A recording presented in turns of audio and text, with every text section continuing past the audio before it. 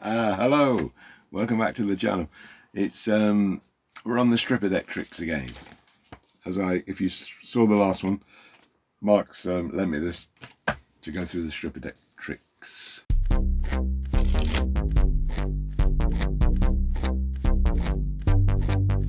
The Great Grandad Woo Ding, the Great Grandad Woo Ding's gonna do a thing. We did number 15 last time, so we're on number 16 now. And I did say they're getting a bit trickier. Now this one, to me, doesn't make sense at all. It's like, I can't even understand why you'd use a stripper deck for this. It's called the Giant Fan, okay? So it says reverse every other card in the deck. What? So, reverse every other card in the deck.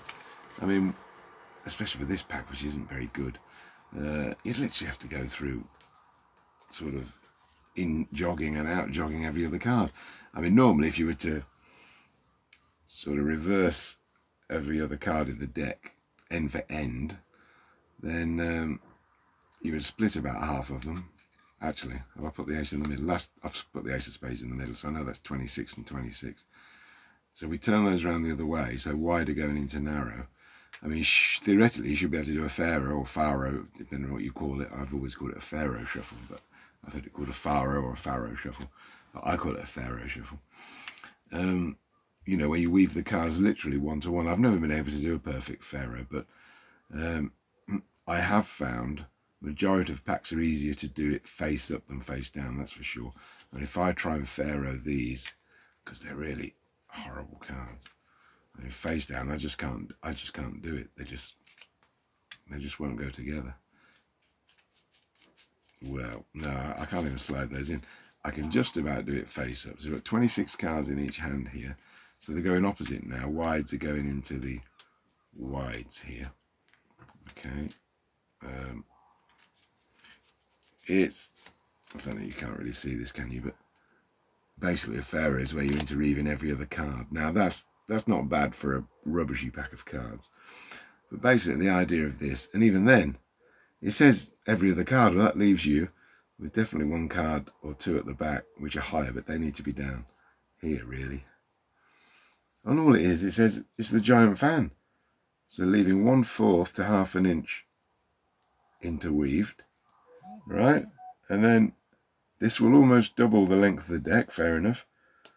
Fan the deck from one end, creating a giant, nearly double-sized fan. Okay. Woo! A giant double-sized fan. Hold the cards tightly to keep them from separating from each other. Yes, you do have to hold the double fan tightly. Now, my only problem is that is what there's no real sort of. Oh, I tell you, I've just realised. Right, let's start off together. That's the magical element. I do apologise. So you've just separated them. Here's the magical element. Sorry for a stripper deck. Is you're separating them like this to start with. So rather than shuffling, you're getting the cards out, and then you're literally just going. This is impossible with these cards. You're pulling. Oh, that's not bad.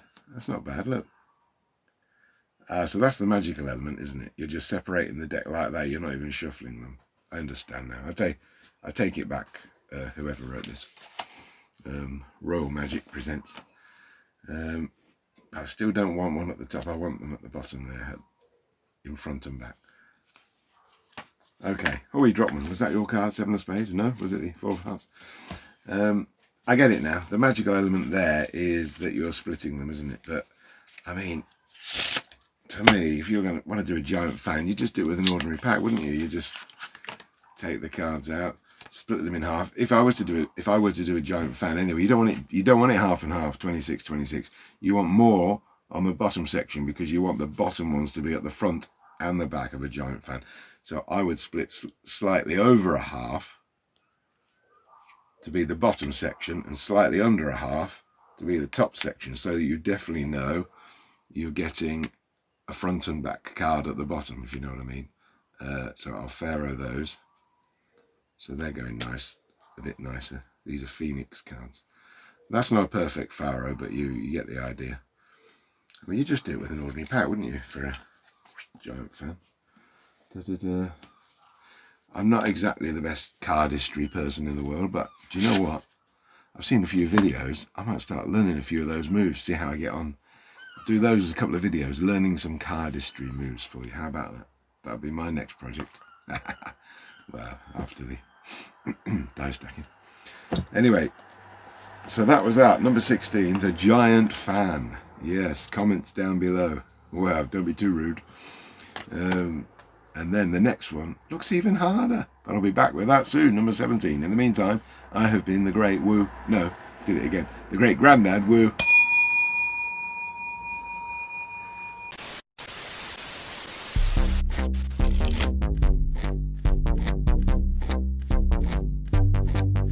The Great Woo, the Great Grandad Woo Ding, the Great Grandad Woo Ding just did a thing. Haha, look, this isn't quite perfect, but I get the idea of the magical element now. Look, here are the cards, and I literally just go.